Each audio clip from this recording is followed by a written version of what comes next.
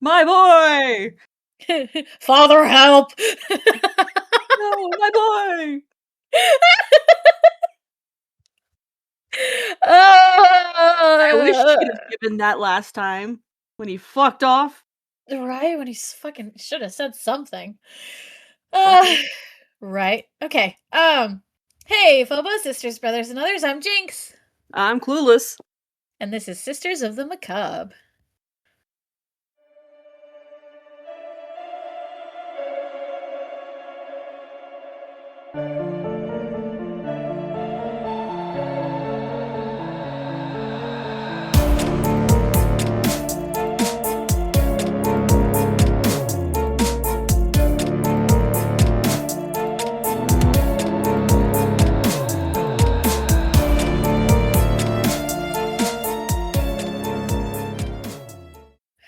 Okay.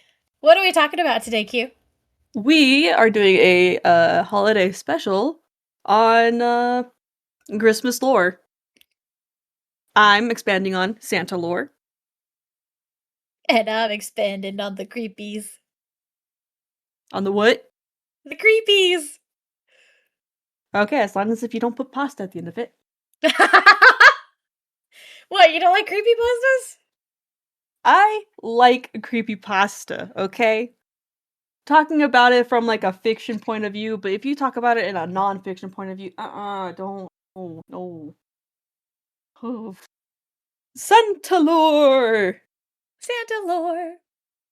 Alright. We're gonna start wholesome and then I'm gonna ruin it. Okay. Fuck it up, Buttercup. That's the plan. Alright, so St. Nicholas, who is he? From my research, he is a 4th century Greek bishop named Nicholas of Myra, who lived in, forgive me if I spelled or mispronounced this, Patara, a city in Lycia, modern-day Turkey. He was known for his deep Christian faith, generosity, miracles, and they were typically wards, children, and the poor. And he was described as giving money to the poor, to a poor man to save his daughters from slavery. Which, you know what, that's a pretty cool guy. Pretty cool thing to do. Yeah, you're saving people from slavery. I like it. Yeah. Well, saving this man's daughters, multiple, from slavery. Alright, so that's enough about Santa, or Nicholas. Nicholas. Nikolaus. Where is he now? Dead. Depends on who you're fucking asking.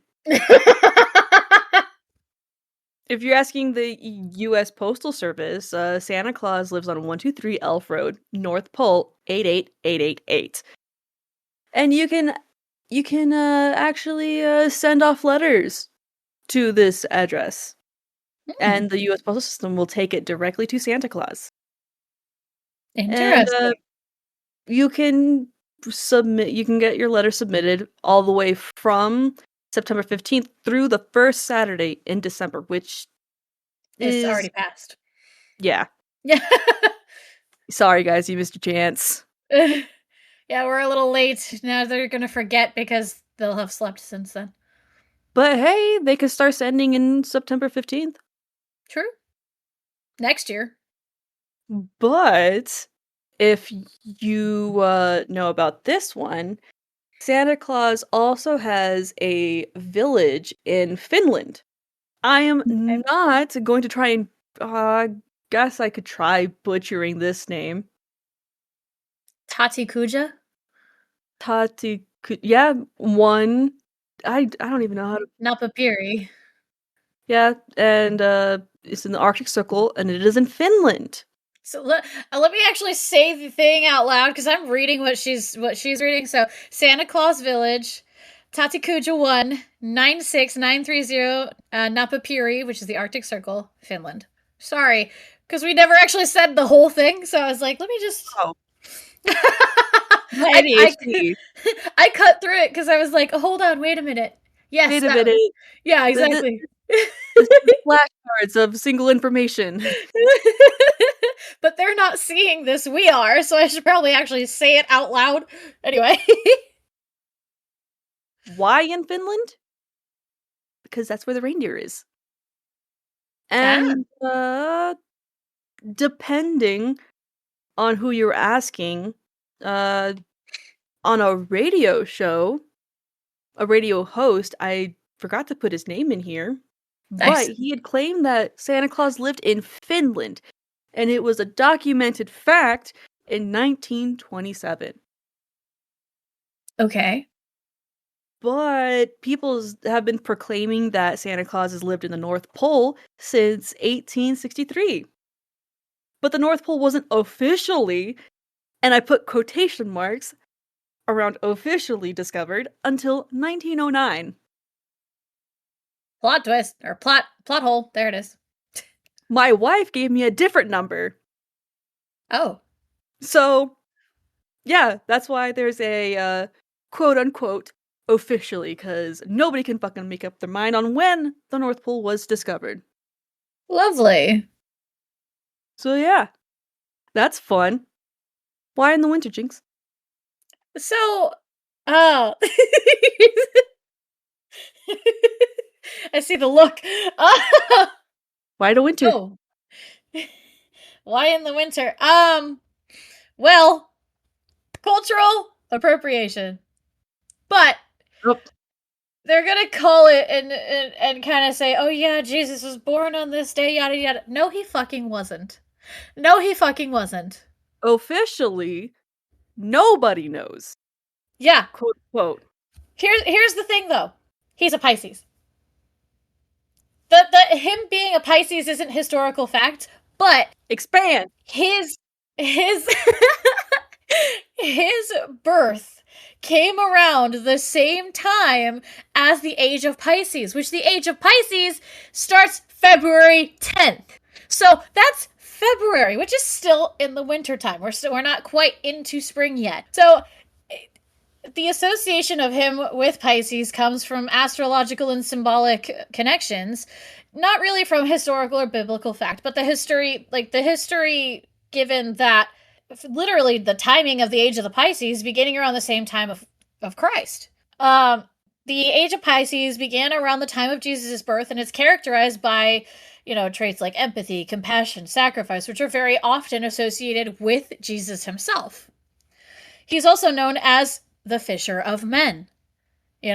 His disciples were fishermen. Fish! More fish! There is, in Greek, the word for fish is ichthys. I didn't say that right. I don't know how to pronounce it. But it became a secret symbol for early Christians to identify themselves and Jesus. The letters form an acronym for Jesus Christ, Son of God, Savior, yada yada. But the New Testament is even full of water symbolism, such as baptism, stories of walking on water, feeding the multitude with fish. That also aligns with water signs and Pisces. And it's so interesting to me because it's like, yeah, it happened. His birth would have happened in a winter time or in a cold time. Mm-hmm.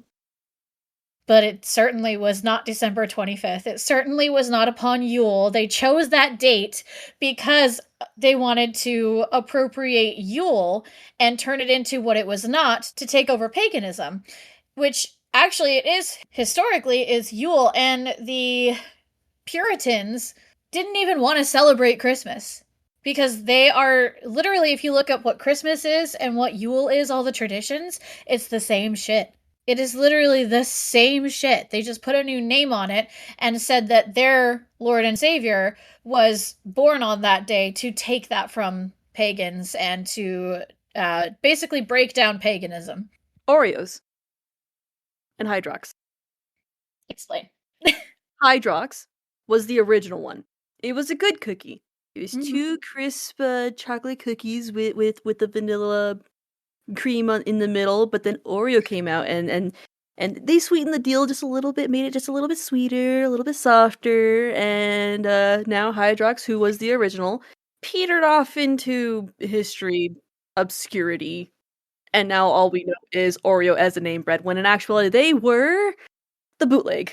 So basically, in both times, in both terms, they had better branding. Yeah. Yeah. Yeah, consumerism at its finest. And they had first marked, according to my research, December 25th as Jesus' birthday in 336 AD. Okay.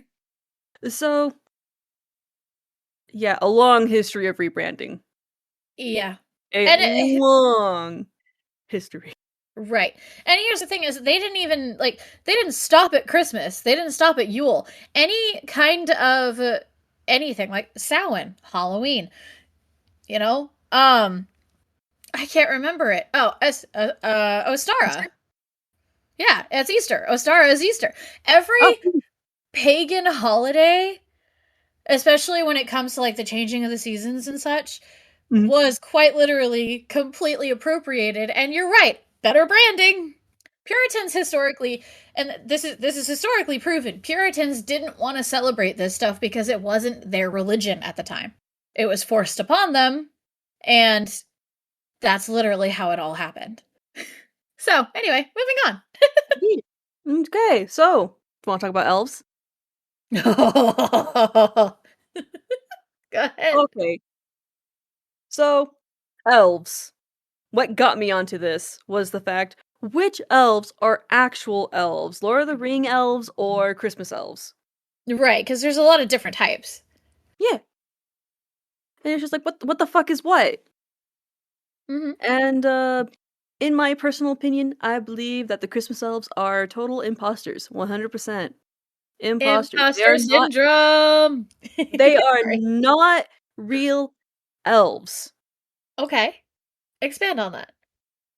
Christmas elves are typically described as diminutive elves that live with Santa Claus in the North Pole, act as his helpers, depicted as green or red clad with large pointy ears and wearing Right. pointy hats, and often depicted as humanoids, but sometimes as furry mammals with tails, which I never fucking knew about. I would like to fucking know about that and what those I, fucking look like. yeah, because now Furry I'm mammals trying to tails. think of now I'm trying to like imagine that in my head. I don't think I really want to know. All I'm imagining is a mini Krampus. And they're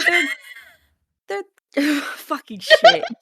No, Did I just put that in we'll your get head to too? that in a bit. We'll get to that in a bit. But they're always in his workshop making toys and taking care of his reindeer, among other tasks. Right. And, my opinion, I Mm-hmm. was of the opinion that they kind of sound like gnomes with the pointy hats and the pointy ears and diminutive stature and Right. whatnot. That's what I And was thinking too. but now I'm thinking elves are actually brownies, Okay. which is a Scottish name, a Scottish creature. And they're a household spirit or Mm-hmm. hobgoblin from Scottish folklore. And they come out at night while owners of the house are asleep and perform various chores and farming tasks. Doesn't that sound a little Okay. familiar? Taking care of reindeers and other tasks? Yeah. Yeah, that's quite similar. Yes. Human owners of the house must leave a bowl of milk or cream or some other offering for the brownies, usually by the hearth. What's Interesting the how hearth? you do that with milk and cookies. Yes! Yes! And you gotta leave it by the fireplace? And they're described as easily offended and will leave their homes forever if they feel insulted or are insulted Valid. or in any way taken advantage of. But still, it's just like that kind of fits with Santa's elves. Just like, okay, they're used to doing tasks. Okay, cool. Making toys is would probably be in their repertoire, and honestly, I always found it kind of weird that like Santa Claus eats all those cookies and drinks all those milks, and it's just like, what if they were just brownies? He took brownies with him. Yeah, I was gonna say either he takes them with him, because I mean, the elves are known to like not leave the North Pole, so maybe he does like bring the snacks back to them or something. I don't know, but either way, that's insane. That's interesting for sure. That's they're too similar. They're just too similar. It's very similar, yes. And that's it for me. Just my little TED talk. No, they're not fucking elves. Okay? Which warms my heart because now I know that Legolas is truly Legolas. Yeah. What about reindeer? Reindeer, It's a fun fact about reindeer. because the reason why they put Santa Claus in Finland before they knew about the North Pole was because everything they needed was there. It's typically winter, and it is an immaculate place. Like, Santa Claus's village is a place that you can actually go to and you can visit Santa's workshop and pet his reindeer. Right. And there's reindeer all over Finland because that's where they live. And so, like, that kind of help with the lore of, well, how does Santa Claus get to his like, deliver all these presents? What is his mode of transportation? Oh, magic reindeer. Right. They're all over the place in Finland. Nowhere in the North Pole. Fair enough. Fun fact about reindeers. It's typically female reindeers are the only ones that keep their antlers through the winter. Male ones will just drop them. So all of the fucking reindeer are females. Dancer and Prancer are all of them, even Rudolph Blitzen and Vixen. Ooh, yeah. and Comet And Cupid. And Donner. and Rudolph. Rudolph the red-nosed reindeer So, is historically a girl. and does she have a girlfriend? Doesn't she? Does Rudolph have a Christmas girlfriend? is gay.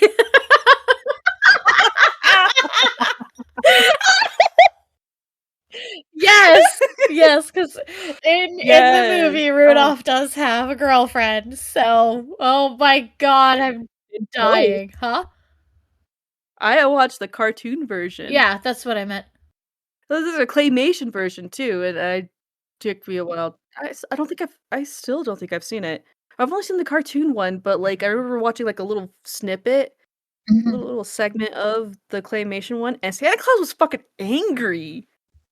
It was just like, holy shit, just like Santa Claus was just like there for like the reindeer games, and he's just like fucking throwing a fit, just like yelling at everybody because like something happened. It's like, Jesus, he's delivering the presents? What an angry man. Rare. No, He hadn't had his iced coffee yet. That's a fun one. That's a fun rare. No. He hadn't had his iced coffee yet. It's fine. Oh. Well, now that we talked about the I mean, to be fair, none of what we talked about was wholesome in any way, but yours was a lot nicer than mine. Let's get into it. We're gonna get fucking dark. And I'm here for it. Oh, okay. When I say that this is probably the most fun I've had researching in a long ass time, I fucking mean it. I spent 2 hours on this and got 8 fucking pages. 2 hours. That's all it took. Now, like, I have ADHD. So when I'm interested and invested, I hyper focus like fucking crazy. 2 hours, and I have 8 pages of research. I texted Q the night that I did it because I got home. It was like 9 o'clock, and I texted her at like 11. I was like, I may have done a thing. You sent me messages. Yeah, recently? The pictures. You sent me pictures. What did it? Of what you had done, of the thing you did. Oh, God, yeah. And I'm just like, this is way, way too, no. Tomorrow. 11 for you is 10 for me. Right. It was just funny. I was like, hey man, I did a thing in 2 hours. Fuck, man. Yeah. So I mean, I had so much fun. I had so much fun researching this. And obviously, like, that's the point. Like, let's have fun with it. Let's enjoy it, you know? So ADHD for the win, because hyperfocus really worked well for me that day. I'm going to talk about a couple of the darker creatures. Now, we talked about St. Nicholas and, you know, basically Sandy Claus. So I am going to talk about the Krampus. And he's one of the most fascinating figures in Alpine folklore. To me anyway. He's dark, ancient, punishing, rooted in pre-Christian winter traditions, but that's not all there is to him. If you look into what he really is, he is not only, a punisher, but he is also a protector of sorts. Now that what he protects, depends on what he needs to protect because he's a woodland spirit. He lives in the woods? Yes. They say he lives in the underworld, but I'm like, dude. either specify which woods or not at all. Right. How many underworlds are there? There's way too many. Which, I mean, I was talking about the monster fuckers, but let's go wholesome with you. what? Where did monster fuckers even come into this? Hey man, Krampus is a hear me out for a lot of girlies. Hold on, I need to find something. I will not specify. No. Hold on, I need to show you this. Oh god. Give it to me, baby.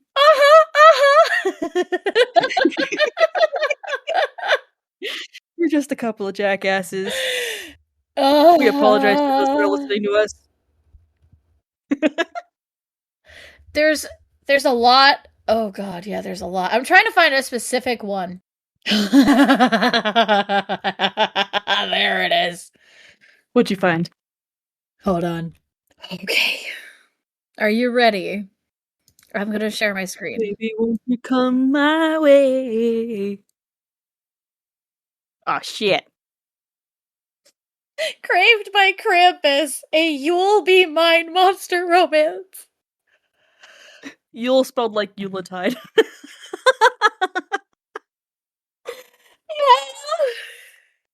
Oh, well then, you've just confirmed to me that you are a monster fucker. I mean, yeah. I ain't gonna deny it. I'm not gonna deny it. There's no point. There's even a jilted by Jack Frost, kissed by the kitsune, and there's literally so many Krampus romance books, but I wanted to show you this one because I thought it was fucking funny. Dude. Yeah. Dude. Huh? Give address or none at all. Huh? Give an address of where Krampus lives or none at all. Right. I want to see how many people go there. Well, fuck it. Let's see. Oh shit. We're looking it up now. Ah. Alpine regions of Central Europe, yeah. So I already have all this. So he's mountainous wilderness during the punishing nightly chills. So that's the thing. That's how I know him. I know him as a woodland spirit. I don't know him as somebody who's from the underworld and whatnot like that. And I don't. Me personally, I don't know Krampus like that. That comes from the Christianity part of it. So isn't Krampus supposed to look like the devil too? I mean, that doesn't look like the devil to me. No, just list off the characteristics that you see. I mean, he's got horns, pointy ears, a creepy face, and a lot of hair. And doesn't he typically have cloven hooves? Yes. But that's not what the devil looks like. The devil is depicted as typically a red man, but also with cloven hooves, horns, a devilish or demonic face, and whatnot. Is like, I'm just saying the generalities that are spread across a lot of things demonized. No pun intended when it comes to Christianity lore. I'm so adamant about that, and I don't mean to be, but it's just like I hate that so fucking much. No, it's fine. Yeah. It's a debate. Right. We are debating. Right. I am stating that when it comes to Christianity, a lot of things that are portrayed as evil, villainous, or demonic typically share a very wide generality of traits similar to the devil. Right. Yeah, similar to what they consider the devil as, right. Yes. Which is actually portrayed upon of Pan. Mm-hmm. Right? I think. Baphomet. And satyrs. And that just like... Right. So it's just like... Be careful what you read, be careful what you believe, Right. because history is written by the winners, so Exactly. you do have to be careful of what you're reading. Exactly. And that's probably one of the reasons why I'm so adamant about it. And like again, like I'm not trying to be like aggressive with it or anything like that. It's just, I do see where you're coming from because I grew up with that. So having grown up with the bastardized version of it, because let's be real, that's what it is. Christianity Mhm. took over and bastardized all of it. So, I grew up with the bastardized version of it. So for me, especially with my spiritual journey, and I'm actually like looking more into the roots and I'm questioning and I'm learning things and I'm opening and broadening my horizons. What's up? What I was trying to get at was, evidence of history lost when it comes to the Christianity crusading and taking and giving and rewriting history. What I'm saying is, like, that might be not be how Krampus actually looks, so be careful, especially when you're looking at the Christianity branded stuff, Right. because Krampus might not look like that, Right. And but the religion right. written by the winners history is. So, like, keep in mind, it's like if it's looking a little too close to the devil, then chances are Christianity had a little hand in it, Right. rewrote it a bit, made it obviously bad to scare little children into their own beds. Right. And Probably dig a little bit deeper just to see where the truth lies. right. And see, here's the thing: is Krampus is not like the best guy. Does he punish and beat people? Yes, absolutely. Is he going to drag you to hell? No. Now, I do talk about like I think there's at least one story in here where he does that, but again, I think we're kind of making the same point where it's just what we're talking about is what that was a bastardized version of him because of Christianity. So, Mhm. for what I kind of wanted to do was touch more on he's not a demon, he's not a devil, he's not any of that. What he is a protective woodland spirit that, yes, he punishes people. What do protectors do when somebody fucks with their land? They're going to go after that person. Exactly. They're going to go after that person. So here that's something that this is very important to me specifically because the things that I'm talking about, yes, they're dark. Yes, they're not great. Personally, I love the story of the real story of Krampus. I love it. I am going to talk about both, but I wanted to touch on how the fact that he's not just a punisher. And Christianity has just made him into this horrible thing when in A reality, two-dimensional creature or exactly. one-dimensional creature. Exactly. When in reality, Krampus is so much more. And we're gonna touch on this a little bit with the other things that I have to talk about as well, where, you know, later on we're gonna talk about something that has a very dark origin. Very harsh, like just, you know, horrible basically. Yeah. They're very dark. But that's what they are, and that's okay. But Christianity in modern day society has literally softened them into being something completely different. And I'm not, no, no, We're not shitting on any religions here. no. And We're just we're just putting a spotlight on the fact that, like, things have been changed. History right, has been altered right, in the record books. right.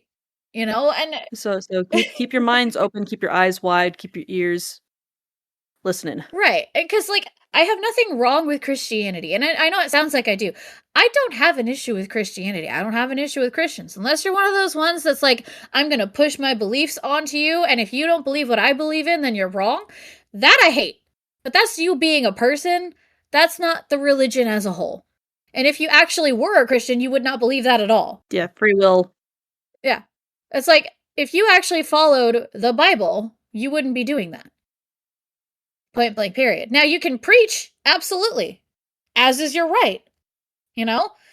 But forcing people is a whole different level than preaching and talking about your religion. You want to talk about your religion with me? Let's talk about it. I don't have a problem with that. If this is what you're passionate about, do it.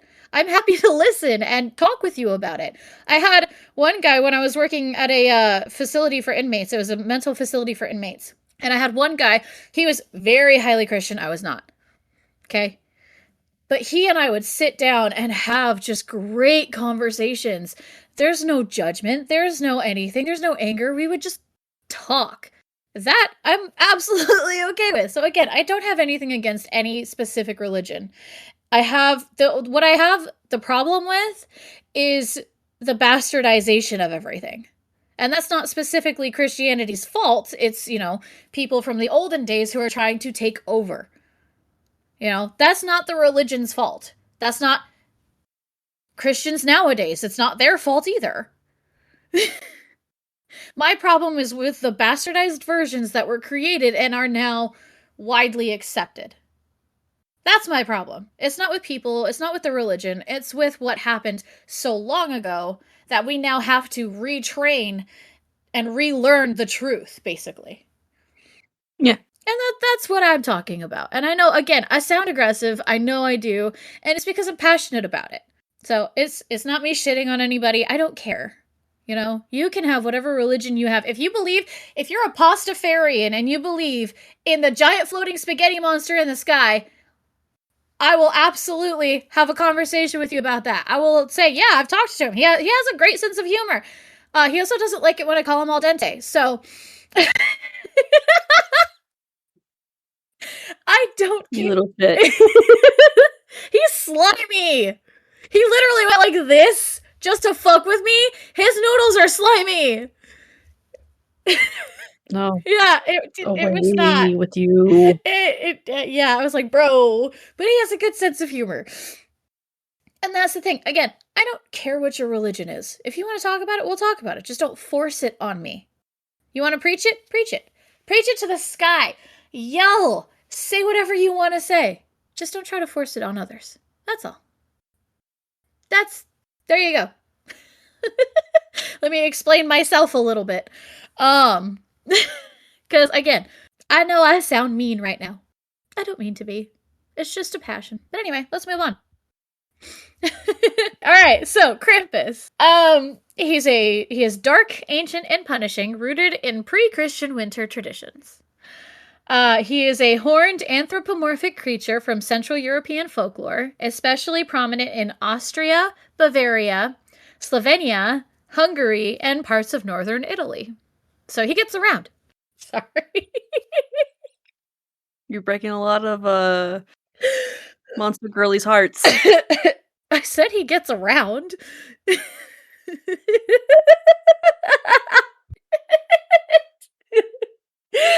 Still breaking their heart. Well, I mean, he's wanting to break their spine, so it's fine. That was bad and you know it. Miss Double Entendre. Yes, very much. I had to, I'm sorry. Unfortunately, he is best known as the demonic counterpart to Saint Nicholas, punishing naughty children during the Christmas season. According to his pre-Christian roots, it is speculated that he originates from Alpine traditions connected to not only the Perchten, which are winter spirits associated with the goddess Perchta, but also sometimes in fertility rites, when it is said that horned animalistic creatures representing nature and the wild appear, and even in chthonic beings, which are spirits who dwell in or emerge from the underworld. Again, he's not from the underworld, he's a woodland spirit, originally. But with ties to the underworld? Hmm? But with ties to the underworld? In his bastardized version, yes. Okay. Originally, no. He is known to resemble creatures like satyrs and fauns, which we talked about before. In Greek mythology, the Norse Yontar, or monstrous spirits, and he fits into pre-Christian European wild man archetypes. He is typically described as tall and bestial, covered in thick black or brown fur, with goat legs, cloven hooves, and curved horns. He is known to have a long, dangling, often prehensile red tongue. So, I guess he'd be a good eater. Yeah. Continuing on. Continuing. Look, we're on the monster fucker thing, and now my brain is there. So it's going... Continuing. It's gonna continue happening.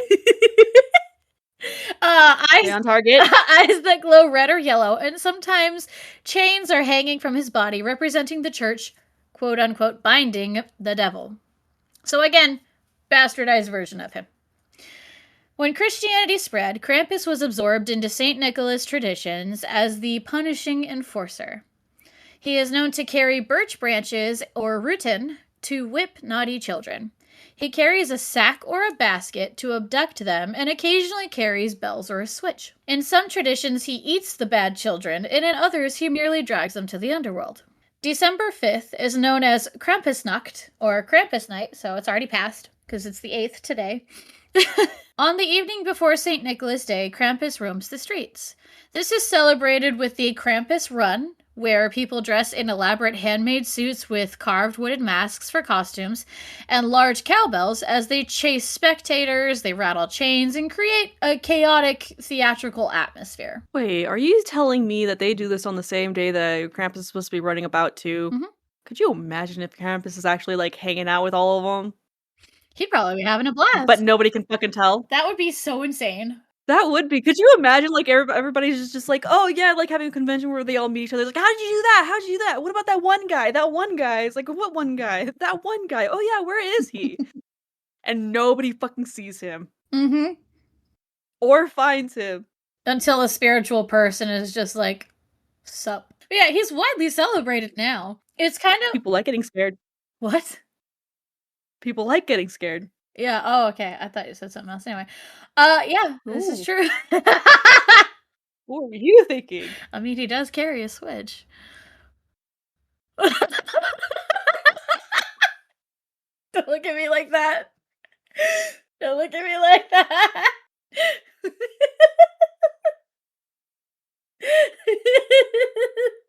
Don't talk to me in that tone of look.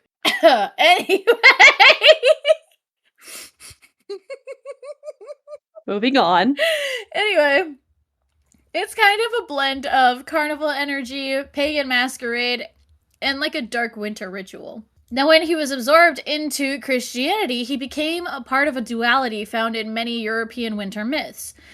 St. Nicholas rewards good children, whereas Krampus punishes naughty ones, and sometimes they're known to travel together on house visits, the good cop, bad cop routine mirroring older traditions of winter good and evil spirits. Now, Krampus does actually have a lot of regional variations, and it's actually kind of interesting to me. He's not only known as a, quote, Christian demon, unquote, which originally he's not anyway.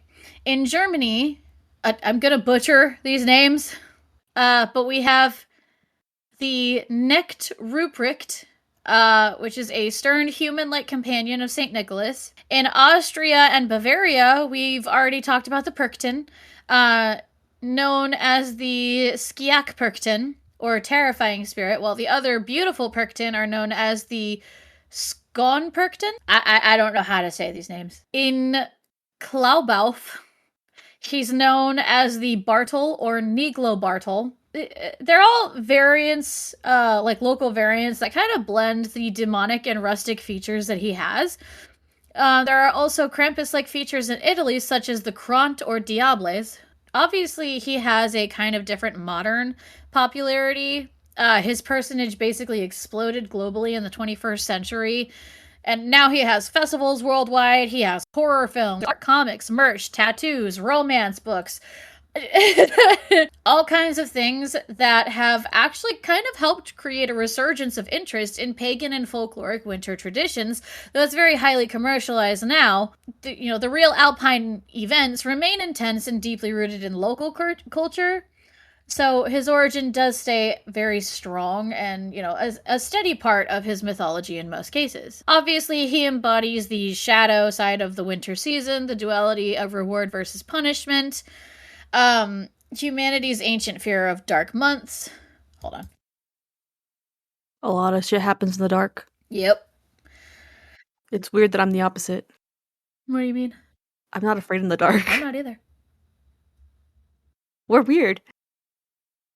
I mean, apparently. If something's coming at me in the dark, I'll feel it before I see it. I'll know it's there. Haunted mazes are fun for me. I went to a haunted what's it called? I went to a haunted house kind of attraction thing back in, I think it was San Diego a couple years back with my mom and her boyfriend at the time. You know, they have like scare actors that are, you know, getting the line pumped up and whatnot. And Yep. we had one of the scare actors came by. It was just, and they had like a axe, and I was like, "Hey, can I borrow that?" And she was like, "No." I was like, "Oh, you're no fun." And so I was messing with the scare actors, you know.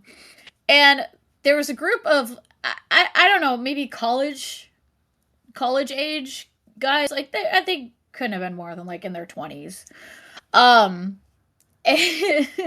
think it was a double date, 2 girls and 2 guys, and they somehow ended up in front of us like when we were inside the inside the house. They somehow ended up in front of us, and they're like, "We need to wait for the girl who's not afraid of anything." Oh my god, they were screaming and talking about me. Lol. Meanwhile, I'm walking through like, "Ooh, this is warm. Ooh, this is a fresh body." And I'm just messing with all of the scare actors. Jesus, you're a menace. Yeah, to society, we know. Anyway, the idea of moral accountability, a wild, untamed force older than Christmas itself, and some folklorists interpret him as a reminder of our primal fears, the winter darkness personified, and a surviving pagan god of wilderness and chaos, tamed but not erased. Now, in occult and more esoteric circles, he's not traditionally considered a deity, but some modern practitioners honor him as a spirit of wild nature, justice, and mischief. They invoke him in winter rituals, use him symbolically during shadow work or banishing bad habits rites, which war water is really good for that, by the way. It is a modern practice of creative spirituality. It's not part of his historical tradition, but it is fun and kind of nice to have that symbolism. I personally like that. So I wanted to cover some of the legends behind him. Now, these aren't just the original legends. This is a mix of kind of everything. So our first legend is the legend of the Naughty Brother in Austria, which is apparently one of the most classic alpine tales. 2 brothers lived in a mountain village. One was kind and helpful, and the other was selfish and cruel. On Krampusnacht, St. Nicholas visited the kind brother giving sweets and oranges. But then came the sound of bells and chains outside. Now, this is obviously after Christianity bastardized him, because again, the chains, we talked about that. Yeah. Yeah.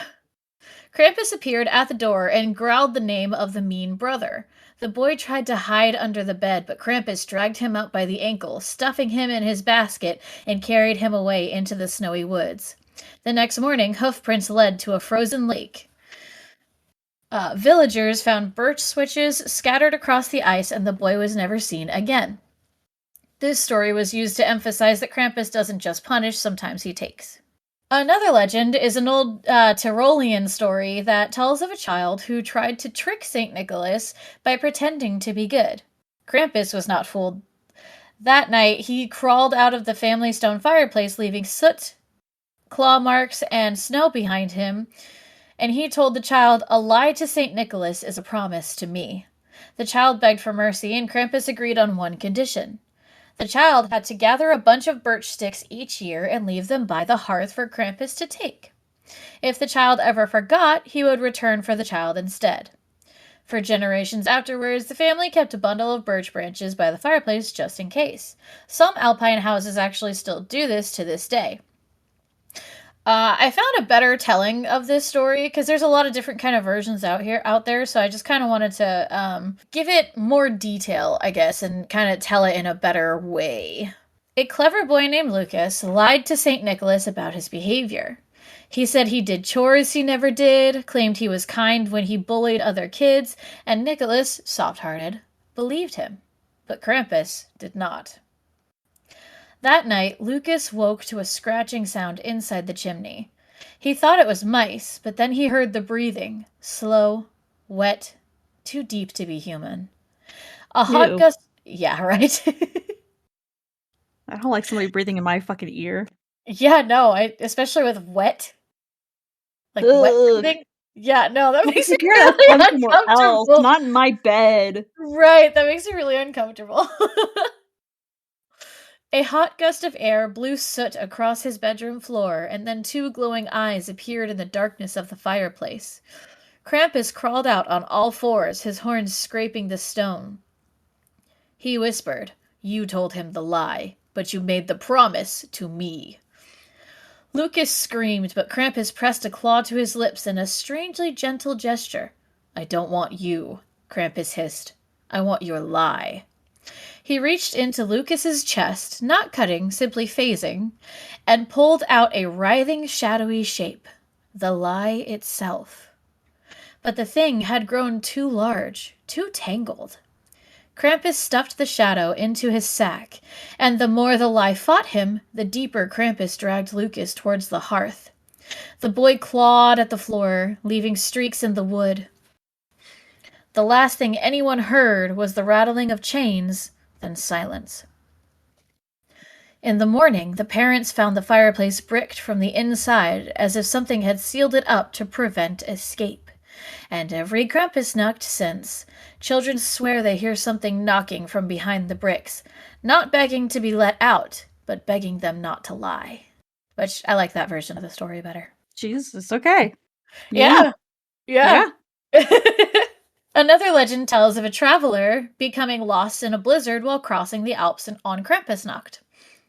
He sees what looks like a lantern through the snow and follows it, hoping it's a farmhouse. Instead, he finds himself face to face with a towering horned figure carrying a lantern and a bundle of chains. Krampus silently points toward a distant cottage. The traveler runs and barely makes it before collapsing at the door. The family takes him in for the night, releasing him the next day. And when the snow clears, he returns to the place where Krampus pointed him and finds a sheer cliff where he would have fallen to his death. This paints Krampus not purely as a punisher, but a wild guardian spirit, dangerous but capable of saving someone deserving. Which, again, I like, because I like this story. It kind of does show us a stronger side of him, and shows that he's not just this horrible creature that wants to hurt you if you're bad. He's not two-dimensional. Right. Like, he's a woodland spirit, and this shows the facets of his origins really well. There's a legend from Salzburg, and it tells of an old beggar that came to a village asking for food. Many ignored him, but a poor widow shared her bread with him. That night, Krampus entered the village. He spared the widow's house, and instead tormented the homes of those who refused charity, leaving soot, claw marks, or stolen treats at the edge of town. Villagers saw the beggar again, this time revealing a glimpse of cloven hooves beneath his cloak. In this version, Krampus tests kindness and generosity, not just obedience. Kind of like I don't want to compare this to Disney, but there's a Disney moment, it kind of is, where the witch from Beauty and the Beast did the same thing. Now, of course, he was 11 when she showed up. She was not a witch, she was an enchantress. Right, enchantress. You're right. They made that distinction pretty fucking clear. I could not remember. It has been, God, how many years has it been since I've seen Beauty and the Beast? I mean, realistically, it's probably been a good 10, 15 years since I've seen the Disney, the animated Beauty and the Beast. And then I haven't seen the other Beauty and the Beast since, the year it came out. So, either way. I haven't seen the live action either. It's okay. I personally didn't like it. But what they did with her musical score was horrendous. Like, they should not have auto-tuned her. It just, I hate auto-tune. I have a friend of mine. So that's your passion. Got it. Well, no, I hate that I can hear it. I don't care if I can't hear it, but, it's very clear that every single lyric of hers was auto-tuned. You can hear the robotic sound behind it. And that I don't like.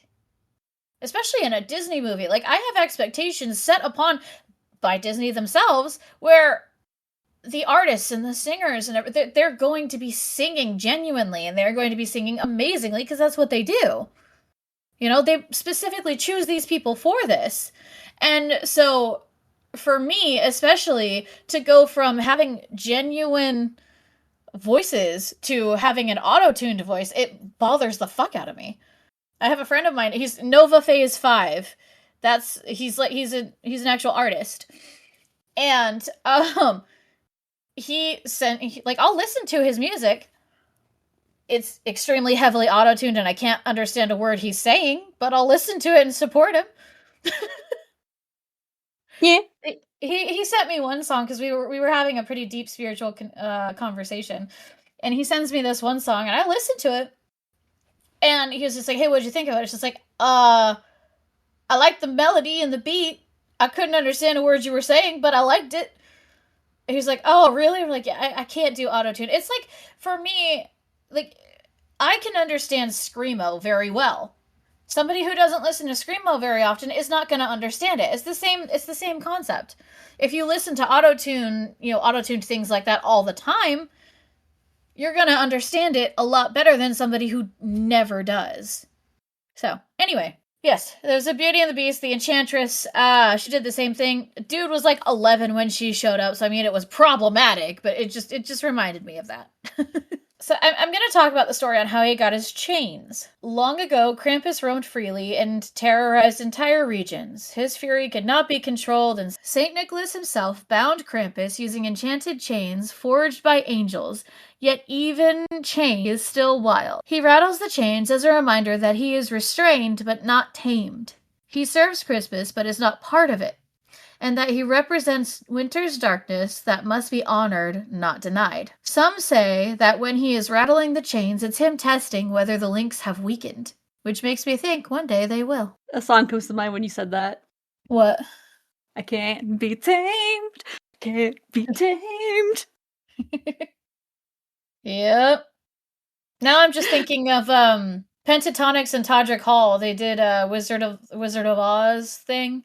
And now I'm just thinking of that. There's a more modern Alpine tale that says that there was a girl that was terrified of Krampus masks during the village parade, and a Krampus performer saw her crying and knelt down to show her it was only a costume. That night, she heard bells and thought it was the parade, but opening her window, she saw the real Krampus, who bowed to her. He admired her bravery and facing her fear earlier that day, and left gifts instead of punishments. Aww. Yeah. This story is used to show children that courage matters just as much as good behavior. I like that. I like that. I like that too. Yeah. Like I said, I have a lot of stories. The next one we're going to talk about is kind of a darker Moravian legend. A boy was so neglected by his parents that he often slept in barns or stole food just to eat. Oof. Yep. On Krampusnacht, Krampus came, but instead of punishing the boy, he punished the parents, chasing them through the snow and switching them until morning. The boy found food, toys, and warm clothes left behind, and the parents never neglected him again. And I like this story too, because it paints him as more of a protector, which, again, to me makes a lot of sense. I can love that. Yeah. He's a forest spirit. He is a nature spirit. If you know anything about them, they are inherently protective. They just want to make sure that everything that's going on in their land is what should be going on. And neglect is clearly not one of those things that should be going on. It's on site for Krampus. You know what? I'm here for it. So I only have a few more stories, then we're going to move on to my next subject. On the outskirts of an old Bavarian village, there was a narrow road locals refused to walk during the first week of December. Not because of wolves or bandits, or even the brutal cold, but because the snowdrift shape. They said every year after the first heavy snow, a body-shaped hollow appeared along the road. Human-sized, but twisted, long, and wrong. One year, a skeptical blacksmith named Tobias decided to walk the path on Krampusnacht. Fucking Tobias. Right? Damn it, Tobias. Come on, man. He carried a lantern and a sack of tools just in case this shape, quote-unquote, turned out to be a bear or some prank by bored teenagers. Midway through the road, the wind died. The forest went silent, and his lantern flickered. And then he saw it. The snowdrift perfectly smooth except for a deep imprint of a creature with goat legs, long horns, and a tongue that coiled like a snake. Tobias knelt down to measure the footprint with his hand. The ground exhaled. Snow lifted like a breath from a pair of lungs, and something moved beneath the surface. Tobias Hell backed. no. Tobias backed away, but the drift cracked open like an eggshell, and a clawed hand shot out, grabbing his ankle, freezing the bone instantly. Ah! You No. okay? No! You look like you're freaking out a little bit. Just a little bit. There are certain things that scare me automatically, okay? When things are close to the floor, that freaks me out, okay? When people are just, like, doing that little crawling thing, like, they're on the floor, they're crawling with just their hands, and they're really fucking fast. My brain can't Valid. compute that, okay, you are incapacitated, you cannot use your legs. Why the fuck are you crawling faster than I can run? Fuck that. He dropped his lantern, and the flame illuminated the creature rising from the snow. Krampus, with chains trailing behind him, eyes burning red as embers. Tobias begged and swore he hadn't been naughty, but Krampus.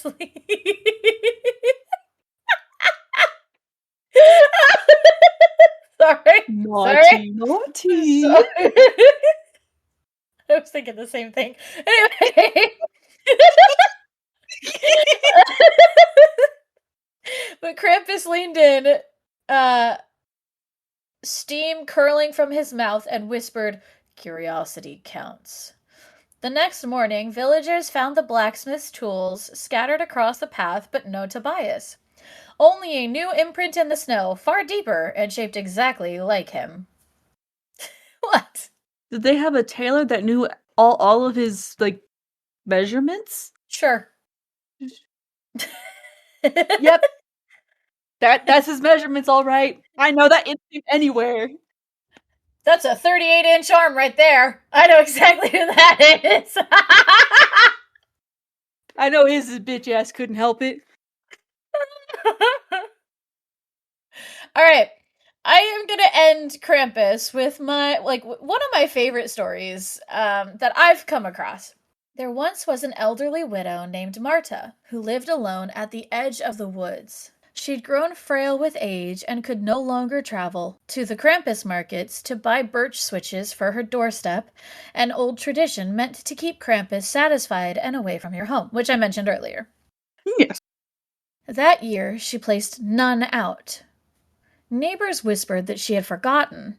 Others whispered she simply didn't care anymore. On Krampusnacht, a storm rolled in. Wind howled against her shutters.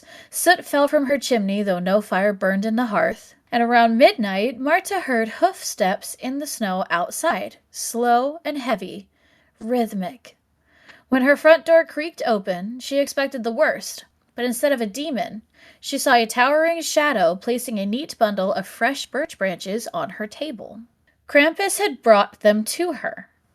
He looked around her tiny hut. No feast, no warmth, no visitors. Marta whispered, "I have nothing to give you." Krampus tilted his head, then reached into his basket and pulled out food. Bread, apples, dried meats, enough to last her the winter. The creature bowed, the kind of respectful bow given to someone who had suffered greatly. The next morning, villagers found 2 sets of tracks leaving Marta's home. Hers, walking steady and warm for the first time in years, and larger tracks beside hers, leading her safely to town. From that year on, villagers leave switches not just for Krampus, but those in the village who need protection most, because some nights Krampus doesn't punish the wicked, he punishes neglect. Oh. Yeah, I like that story. I'd like that too. Take care of your elderly. Yeah. Honestly, like, you were the one who kind of mentioned doing a Christmas episode, and I'm not a very celebratory person. Even as a witch, like, I'm not a ritualistic person, so for me, any kind of holidays that come around, I'm kind of jaded to, just because where I work, and you know what I do. You know, holidays just mean it's a shitty week for me work-wise. But when you mentioned wanting to do this, I knew exactly who I was going to choose, to do my research on, and that was obviously Krampus. I think he's always been, like, my favorite Santa antithesis. Now, Of course, he wasn't always that. That's not what he originally was. He is, for all intents and purposes, a spirit of the forest, spirit of the land and wind, and he is mischievous, yes, but he's also protective, like any other land spirit that you meet or hear of. So for me, I knew I immediately wanted to do Krampus. There was kind of a debate in my mind of who I wanted to do next.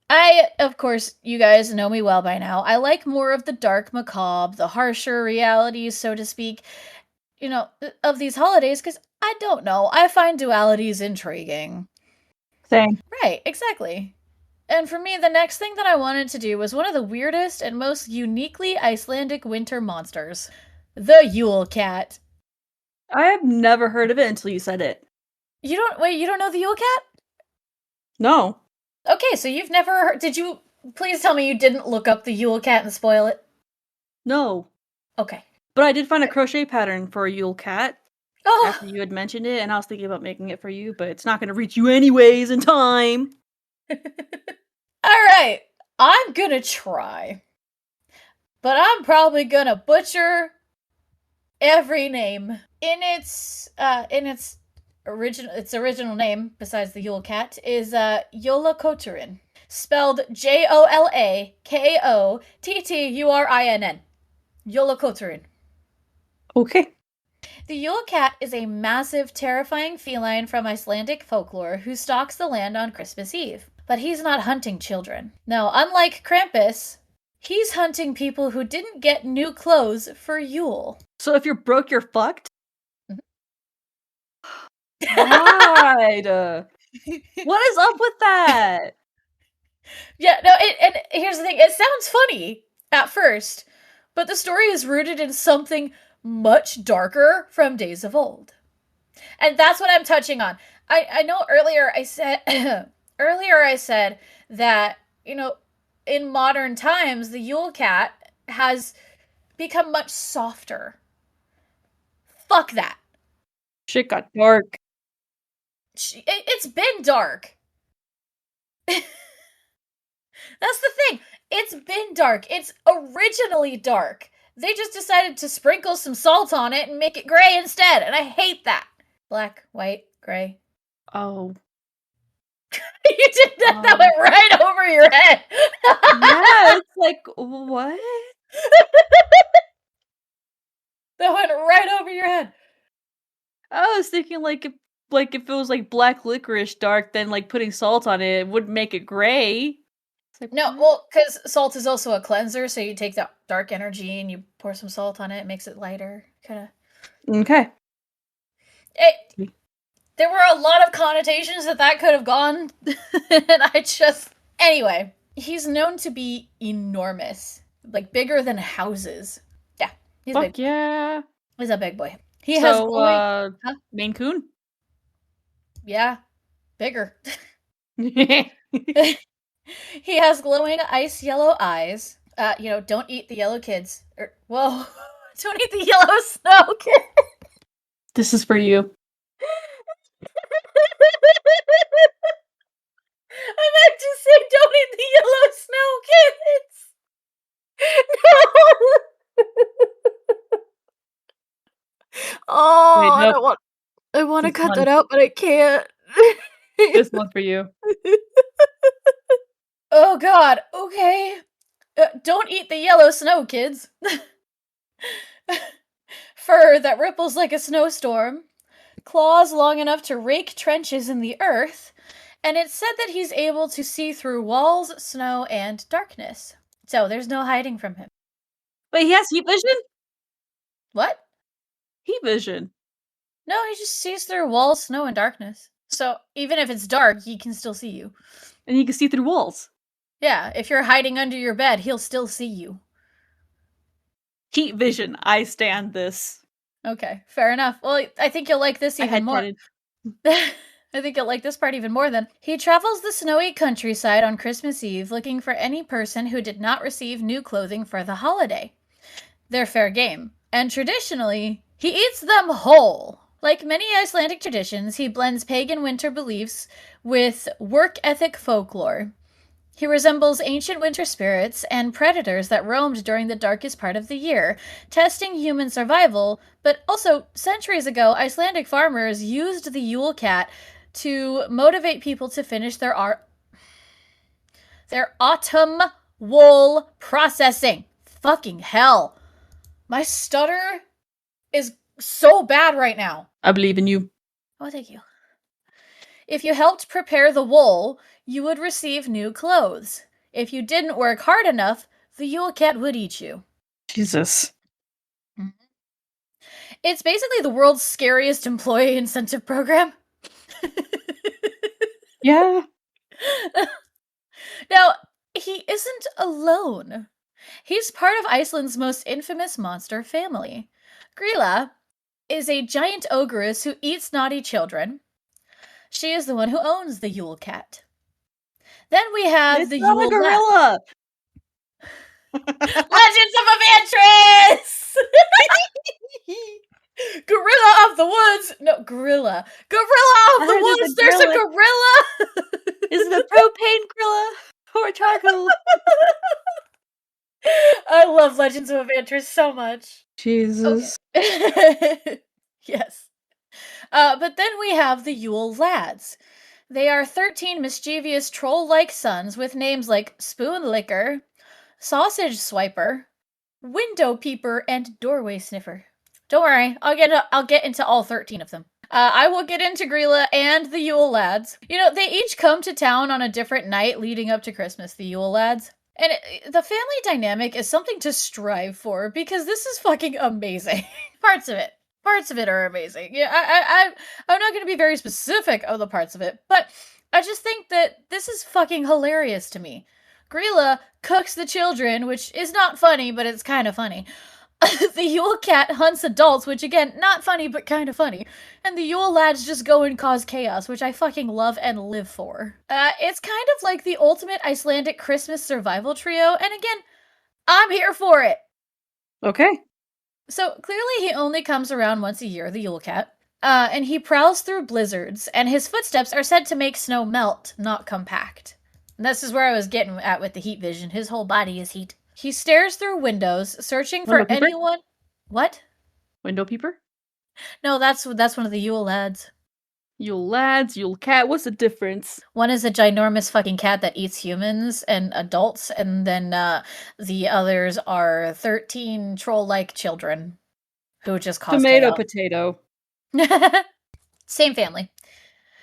He stares through windows, searching for anyone still wearing old tattered clothing, which if he walked around and looked at my wardrobe, I'd probably be eaten. Yep. I have the fashion statement of hobo chic. Jesus, yeah. Same. Unless I decide to dress up, and then I'm more like a goth punk rocky kind of look, but yeah, hobo chic, and it works for me. In some tales, he tests charity. Giving clothes to the poor protects them from being eaten, so he encourages generosity. In darker tellings, he simply hunts for the thrill. There's a famous Icelandic poem from the 1800s describing his kills in gruesome detail, ripping people apart and devouring adults in the snow, and leaving only scraps of old wool behind. He's definitely not a Christmas cat. He's a winter monster just as iconic as Krampus. Okay. Yeah. He symbolizes He symbolizes the harshness of winter, the dangers of poverty, the importance of helping others, and reward for hard work. Many scholars think he evolved from the older Nordic cat spirits connected to Freya, goddess of fertility, who had giant cats pulling her chariot, which... Ha ha! Ha ha! Called it. What? No, she's already debunked that for me. She's already said no. What did you call? Nothing. Like, is this not something you said out loud? I had talked about how, like, oh no, it was fairies. Fairies are pulled by... Yeah, never mind. Continue, be gone. I am confuzzled. Okay. Over time, those cats turn from divine helpers into monstrous winter predators. It's an interesting theory. Again, I don't believe it because it's already been debunked for me. But whatever floats your boat. Today, in Iceland, people are still giving new clothing as Yule gifts. They display decorations of the Yule Cat, feature him in parades, and even use him in Christmas songs and stories. Some versions have been softened. He doesn't always eat people. Now sometimes he just scares them. But where's the fun in that? Nowhere to be seen. Exactly. Still, old timers will tell you if you have no new clothes by Yule, stay inside. Which, yeah, but at the same time, if he's known to be looking through your windows, you staying inside isn't really gonna matter now, is it? Because he can see through fucking walls. And because of that, I went searching for the darker stories. So, I'm gonna give you a couple of them, and then I'm gonna move on to the others in the family, because you can't just do one. You gotta do all of them and give them the respect they deserve. In the old days, every farm in Iceland worked through autumn to spin wool before winter swallowed the land in darkness. Everyone helped except for a farmhand named Einar. He claimed he was too tired, too cold, too busy, while the others spun yarn until their fingers cracked. When Christmas Eve arrived, every worker received a small piece of clothing. Einar received nothing. That night, a storm rolled over the horizon like a living thing. The farmhouse shook and a heavy thud landed on the roof. He's here. He's smelling for the ones with no new clothes. Einar laughed until he heard the second thud, and then the third. And then the sound of claws dragging across the roof. A massive yellow eye appeared in the window, glowing like a lantern through a blizzard. Then another. The glass fogged as something breathed against it. Einar ran for the door, but the Yule Cat struck first, smashing through the window frame into a spray of ice and wood. They found Einar the next morning, or parts of him. His clothes were shredded, and his body was torn open as if something had eaten around the old fabric. Only scraps of blood-soaked wool remained, clinging to the snow like wilted petals. Ever since, Icelanders say, wear something new at Yule, or you'll be worn. Ooh. Yeah. Did they donate the clothes to the homeless? They were blood-soaked, I hope not. Plus, they're not new, so it wouldn't work. Question on that. Stipulations. Does it have to be new, or does it have to be new to you? It has to be new. It can't be old, ratty clothes. Damn. Yeah, they have to be new. They can't be old and ratty. Okay. Which I will actually... I'll go into a story that kind of talks about that. Okay. Fuck, why do I keep doing that? Because you're psychic. The next story begins with a young girl named Soleil, who lived in a turf house near the fjords. Her family was poor, and though her mother worked endlessly, she couldn't afford wool for new clothes. She knew the rule: no new garments, you become the Yule Cat's feast. On Christmas Eve, she hid under the bed, clutching her blanket, praying he would not find her. Outside, she heard a deep rhythmic thumping, paws sinking into the snow, then the sound of sniffing, long, heavy inhales. The house shook as something massive pressed its face against the wall. Snow dust rained from the rafters, then a voice rumbling like distant thunder whispered, "Little one, I can smell the cold on you." Claws scraped along the floor, feeling, searching, tapping. Closer. Soleil covered her mouth as the claws stopped inches from her face. Then, impossibly, the entire underside of the bed lifted. Her family found the bed upright the next morning. Legs snapped clean off, wood splintered. Snow blew through a hole in the wall, big enough for a horse to walk through. There was no sign of her except for her old torn-up dress, which the Yule Cat had spat out into the yard. He doesn't eat clothes, only the person inside them. Jeez. Yep. So this is the last story for the cat, then we're going to move on to the family. Long ago, a northern village ignored the winter traditions. The people said that the Yule Cat was superstition. A story for children, nothing more. No one gave clothing to the poor, no one finished their wool work, and no one bothered with Yule gifts. On Christmas Eve, the entire village woke to silence. No wind, no birds, just a little humming sound like purring, but enormous. Don't ask me how, that's just how the story goes. That cat was going to be satisfied that night, huh? Yup. Snow on the rooftops fell in sheets as something huge brushed past. When the sun rose, hunters approached the village from the mountain. They found the entire community wiped out. No bodies, no blood, only drag marks in the snow, deep grooves from claws, and massive paw prints circling the houses, and one claw mark carved across the chieftain's door, as tall as a man. The village became known as Frostholm, the place where the Yule Cat ate an entire population in one night, and every Christmas Eve, locals say you can still hear the low purring echoing through the valley. He had himself a feast. Bet that was enjoyable, huh? I hope so. I mean, it wasn't enjoyable. Enjoyable. Enjoyable for The villagers. No. Okay. Let's move on to Grilla, the ogress who eats children. She is one of Iceland's oldest monsters, older than Christianity itself. It's possible she even predated written record. She began as a winter troll or giantess who lived in the lava fields and mountains. Her earliest written appearance is in the 1200s, where she is described as huge, hideous, shaggy, with hooves or feet, and in some stories has 13 pairs of eyes. Talk about a mom having eyes in the back of her head. She had eyes everywhere. You couldn't get away. No, Can't do couldn't get away with nothing in this cave. Can't do nothing in these woods. I mean, her children were hellions anyway, so She wanted. on purpose.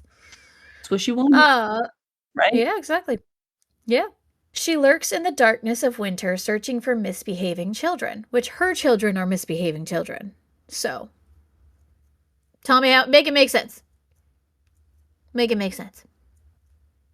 They don't make sense. She has one supernatural trait. She is insatiable.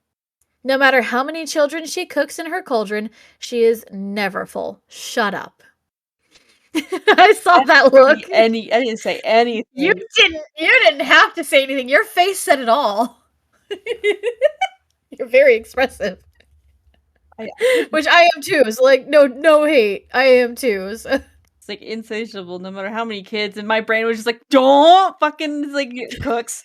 Okay. Food. She's always hungry. That's never kind of hungry I was thinking about. I know. You were thinking thirsty. Yeah. Yeah, so, she's never full. Her appetite is called eternal hunger in some sagas. A curse placed upon her by either trolls or the gods themselves. It's said that she doesn't see naughty children, she smells them. The worse their behavior, the stronger the scent. And, Probably because they weren't she bathing, approaches. Huh? Probably because they weren't bathing, huh? Naughty kids. She smells the misbehavior. Which, she has 13 pairs of eyes, but she can't see children. Whatever. As she approaches, it's said that air gets colder, the lighting dims, and sheep refuse to bleat. She has had 3 husbands. Guster, she killed and ate. Bully, she drowned. And Lepaludi is the current husband, who's considered lazy and harmless, but she keeps him around mostly to lift heavy things, which is, like, valid. I guess you don't have to worry about baby drama, mama. Or baby daddy. No, baby daddy drama is not her thing. They're both dead, so she's fine. But she stayed with the lazy one? Jeez. Because he could lift things. But he's lazy. And harmless. I don't know. That's just how the story goes. Priorities. Yeah. Some tales say she beats him with a ladle when he annoys her. It's said that she carries a...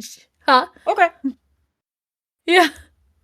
It's said that she carries a giant sack made of skin, and inside it she stuffs the children she captures, sometimes hundreds at a time. They are cooked in a cauldron big enough to boil a cow whole. You go in the soup. Yes. Into the soup. Yeah. Soup. Speaking of, we're going to move on and talk about the Yule Lads now. And I'm almost done. Today, they are known as silly and child-friendly. Ick. But originally, they were malicious, dangerous, cannibalistic, ugly trolls that were sometimes murderous. Huh. How can you be a cannibal but not murder? They said sometimes murderous, yes. Yeah, no, it's just like they're cannibals. Like that's a in stone thing. But sometimes they murder. Sometimes they do a murder. I mean, you could take a bite out of somebody without them dying. You can't fully cannibalize somebody until you've cannibalized them. It's the name. Hold on. Just I need the interweb. I need the interweb for this. give the But the interwebs. Let the interwebs be on my side, please. oh my god. What I'm typing in is gonna get me on so many lists. Aren't you already on all of them though? Probably. If I take a bite out of someone's arm, is it considered cannibalism? Only if you eat it.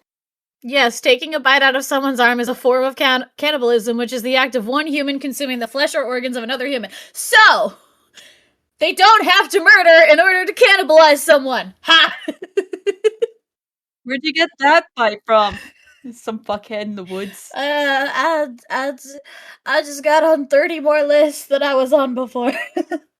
Don't worry, someday we'll get you on all of them. Bucket list. We'll work on it. I'll figure out what all lists there are. Epstein files. No, I'm kidding. You don't want to be there with Bubba. No, I don't. That was a joke. It's a list. Bubba. It's a list. It was a list. Files. Those are files. It's still a list of people and things. I can't say I can't say it's all people because Bubba was a horse, but still. It was either a horse or ... That's all I'm going to say about that. Anyway. Oh my god. So I'm not going to talk about the modern versions of them. I'm only going to talk about the original versions of them. Because again, I think talking about the origins is a lot more important than their adaptations, in my own personal opinion. If you want, we can do another deep dive into their modern adaptations and things like that, but they've been softened over the years, and that's not fair to the origin of these creatures. You know, if I don't agree with them eating people or hurting people. That's not what I'm saying. What I am saying is that these creatures all have an origin, and they all have their ways about them. So to have them be modernized and changed is basically a bastard. They're basically bastardized into something that isn't them, and it just doesn't feel right to me. Which we've already talked about. So I'm gonna move on. Okay. So we're going to talk about all 13 original traits that they inhibited. Sheepcoat Clawed tried to break into barns and bite the udders of sheep. Gullygawk hid in gullies and stalked livestock. Stubby stole dirty pants, and licked burnt crust. Kind of ill, but if that's your thing, go for it. Spoon Licker was emaciated from stealing spoonfuls of food. Pot Scraper waited for scraps and ate them raw. Bull Licker hid under beds and stole bowls from children. Door Slammer slammed doors all night to drive people insane. I would hate that. I would kick his fucking ass. If that happened to me, I'd be very, very upset. I would lose my ever-loving shit, which I guess was the point. Yeah. Yeah. Skeer Grabber was a glutton who ate entire vats of dairy. Sausage Swiper stole and devoured smoked meats, which I would too, not gonna lie. I like meats. Window Peeper. Huh? Got after my own heart. Window Peeper was a voyeuristic stalker. Oh, stalker. Jesus, really? Yeah. Fuck that. Doorway Sniffer was always trying to sniff out a bread called, I'm gonna butcher this, Laufa Broad? I don't know. Meat Hook used a hook to steal meat from rafters, which, again, I would do. He went fishing for meat? Yeah. He'd hook meat off of rafters, isn't that so cute? Yeah. From the rafters. I mean, I'm here for it. And Candle Stealer would steal candles, leaving people in darkness in midwinter. Now, granted, nowadays, that doesn't seem bad. Or at least as bad as it could be. Now, if somebody was slamming doors in the middle of the night, I would lose my ever-loving shit and kick their ass. But the rest of it really seems relatively mild in comparison to modern day. But if you look back at how things were, back in the 1200s, which we don't, I don't personally know. I don't know a whole lot about it, but I can imagine that it would be very difficult to live with these things, and that was their purpose. That was what they did. They would come down from the mountains one by one during Yule, each causing chaos, fear, hunger, and sleeplessness. In ancient times, parents told children, behave or Grilla and her sons will smell you. It was kind of like an ecosystem of winter predation. Because if you have Grilla, who eats children, the Yule Cat, who eats adults, and then you have 13 little troll children running around causing chaos and problems everywhere they go, it's crazy. What is a minor inconvenience to us was a devastation to old times. Exactly. So that's all I have today. This was fun. I haven't done a compilation in a very long time. And I know I'm not like the only one doing the compilation because, we did it together and that was a lot of fun. I don't know if that just makes me feel like this is more fun, but obviously for me, I go for the more macabre, the scarier stories. This is supposed to be a joyous time and here I am ruining it and fucking up your life. That's great. You're not fucking it up. But I love to make people laugh, love to make you smile. I made one of my D&D party members laugh so hard he cried because of something I did. So, I love moments like that. It is a badge of honor if you can make somebody laugh so fucking hard they forget how to breathe and snort. He fell off the fucking chair! He was off camera! That was fun. And that was the whole thing, is I wanted it to be fun. I didn't expect us to have to go into the Feywild, but... Nobody expected that. But then again, nobody ever expects us. That's true. But as long as everyone's enjoying themselves, that's all that matters. But yeah, so, I'm here to rock your shit. So, I'm here to rock your shit and make you guys smile. It's fun. But anyway, that's all I have. Thank you for joining us on the Dark Side of Crimbus. If you want to find us on, what do we have? We have Instagram. That's SOTM Podcast 1. You want to find us on Facebook. We are Sisters of the Macabre Podcast or SOTM Podcast page. And email is sistersofthemacabrepodcast@gmail.com. And Spotify. Well, yeah, we're on Spotify, Apple Music. We're on everything. We're on Audible even.